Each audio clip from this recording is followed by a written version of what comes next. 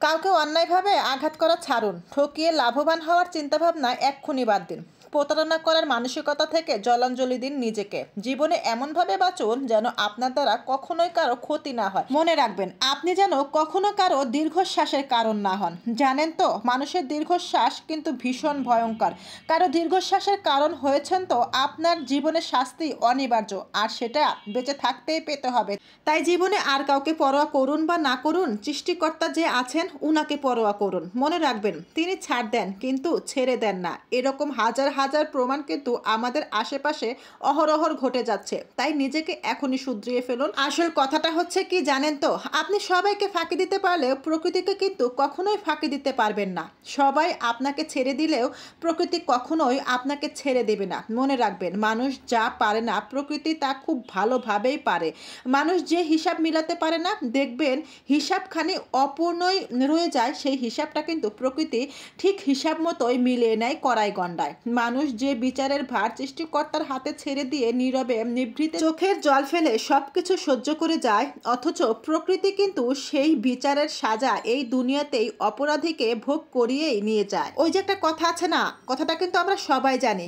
ইংরেজিতে revenge of nature বলে একটা কথা আছে, তাই না? যেটা আমরা সবাই জানি।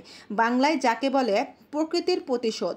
কিন্তু আমরা যখন ঠকে যাই, ঠকবাজ, প্রতারক, বেঈমান, বিশ্বাসঘাতক ও চরিত্রহীন মানুষগুলোকে যখন ভালো থাকতে দেখি, তাও আবার দিনের পর দিন, বছরের পর বছর কিংবা যুগের পর যুগ, তখন আমাদের এই কথাটা কিন্তু একবারেই অবিশ্বাস্য লাগে। আমরা তখন বলি রিভেঞ্জ অফ নেচার বলে কোনো কিচ্ছু নেই, কিচ্ছু হয় না, ওটা শুধুমাত্র সান্ত্বনার বাণী। কিন্তু না, মোটেও তা ঠিক না।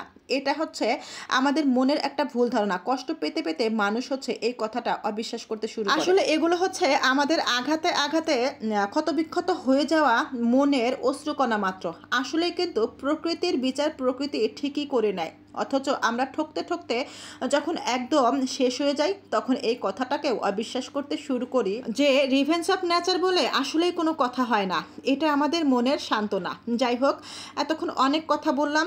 আসলেই আমরা যারা মানুষকে ঠকাই বা মানুষের কাছে ঠকে যাই, তারা ঠকতে ঠকতে একটা সময় সব কিছুই অবিশ্বাস করতে শুরু করি। কাউকে বিশ্বাস করতে মন চায় না, কাউকে বিশ্বাস করতে ভয় লাগে। মানুষ হয়েও তখন মানুষকে বিশ্বাস করতে ভয় লাগে। কি অদ্ভুত, তাই না? আমরা মানুষরাই মানুষকে এমনভাবে ঠকাই যে মানুষের প্রতি মানুষের বিশ্বাস এমনভাবে ভেঙে দেয়, মানুষকে বিশ্বাস করতে আমরা মানুষরাই ভয় পাই। সত্যি কথা বলতে কি, কাউকে বিনা কারণে অন্যায়ভাবে আঘাত করলে, কারো সাথে বেইমানি কিংবা প্রতারণা করলে সাময়িকভাবে আপনি নিঃসন্দেহে ভালো থাকবেন, তবে বেশি দিন ভালো থাকতে পারবেন না। জীবনের শেষ দিন পর্যন্ত তো কখনোই নয়। আর ওপারের কথাটা না হয় নাই বা বললাম, কারণ যাদের ওপারের ভয় আছে তারা কখনো মানুষকে ঠকাতে পারে না, বিনা কারণে আঘাত করতে পারে না।